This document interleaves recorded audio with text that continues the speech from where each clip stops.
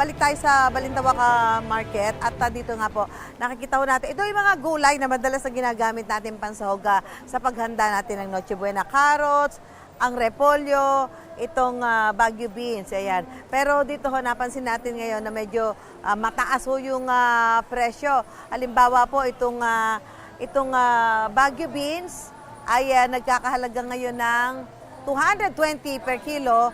Ang sitsaro, ito yung sitsaro na to. Ito madalas na ilalagay sa chapsuy, ganyan, sa pansit, din. 470 pesos per kilo, samantalang ang carrots naman ay umaabot to ng 70 pesos per kilo. Ang repolyo ay 70. Ang broccoli, ito po ay umaabot ngayon sa 230 pesos per kilo. Medyo mahal din po yung mga bell pepper. Yung green na bell pepper umaabot to sa 290 pesos per kilo, yung pula 150, samantalang ang patatas naman ay umaabot ng 100 hanggang 120 pesos per kilo. Kausapin natin yung nagtitinda rito. Saglit lang. Yung presyo ng ibang mga gulay dito, halimbawa itong Baguio beans, ang sitsaro, medyo mahal. Ano inaasahan natin sa mga darating pang araw? Mamahal pa ba yan? Karamihan po sa mga gulay tuwing may okasyon po, like Christmas po, hanggang po yan po ng New Year is po. Opo, taasan po natin, natataas po talaga. Tataas pa. So yung presyo dito, halimbawa ng sitsaro na 470, pwedeng tumaas pa yan. Pwede pong bumaba, pwede pong Kasi same. maraming namimili, yun ang hinahanap. Ay, opo. Dahil yan po Okay. ang kailangan sa okasyon. Kailangan doon sa panghanda nila, di ba? Kaya asahan na ho natin na baka ho magkaroon tayo ng pagtaas sa presyo ng ilang mga gulay. Gaya ho nito. So ano may papayo mo sa mga kababayan natin? Hindi naman sila pwedeng mamili na ngayon at parang hintayin ng Pasko. Ano may papayo mo sa mga namimili? Ano lang po, kasi sa ngayon sa mga presyo hindi naman naka-stable po 'yan. Minsan po kasi bumababa, tumataas. Kaya hintayin na lang po natin hanggang sa pag-abot ng Pasko, sa okasyon, ganun po. Kasi para po malalaman kung ano po talaga ang kapresyohan. Oo. Ano ba, kumusta ba doon sa mga kinukunan nyo? Marami ba o kula? Di ba dahil doon sa mga nagdaang bagyo, ano nangyari?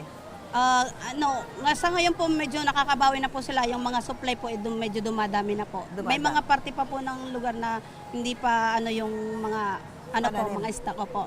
Okay. So ang asahan ho natin, baka magkaroon ng pagtaas sa presyo ng ilang mga bilihin gaya ng mga gulay dahil sabi nga, pagka ganitong Pasko, tumataas ang demand. Opo, especially po talaga pag mga bagyong gulay po. Okay, salamat. Ayan, dito naman ho tayo. Ang presyo ho nitong bawang ay umaabot ngayon sa halagang 100 pesos o 100 pesos pag hindi ho balat. Pero ito, pag yung balat na, maramihan na lulutuin nyo, pwede na ho kayong bumili niyan, 120 pesos per kilo. Samantalang ito naman ng sibuyas, ang maipapayo ko lang ho doon sa mga bumibili. Pag bumibili ho kayo, mas mura ho yung maliliit na size. Yung pang isang gamit lang. Yan, ganito ho.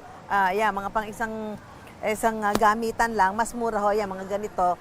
Umaabot ho itong ganito ng 130 per kilo. Samantalang yung mas malaki-laki ay umaabot ho ng 100. Kasi ito pagka ginamit nyo, kailangan at least 2 putahe yung iluluto ninyo. So, yan lang ho yung dapat na tandaan. Kung ano lang yung gagamitin natin, yun lang ho ang bilhin natin dahil medyo para ho makabawi-bawi tayo sa presyo, di ba? Ang kalamansi, ayan, ginagamit ho natin yan pang marinade, ayan, para ho o kaya naman lalo ho ngayon na uso ang mga sipon, pang kalamansi ay medyo mura ho, umaabot lang ng 60 pesos ang bawat kilo. Kaya ho, yan ho yung mga presyuhan ngayon dito sa Balintawak Public Market at asahan na ho natin na habang papalapit ho ang Pasko, may mga bilihin ho tayo na medyo tataas ang presyo. Yung iba naman baka ho maging stable na. Gaya ho nito sibuyas at bawang na pangunahing ginagamit natin sangkap sa pagluluto natin ng ating mga putahe sa bahay. Gusto mo bang mauna sa mga balita? Mag-subscribe na sa GMA Integrated News sa YouTube at tumutok sa unang balita.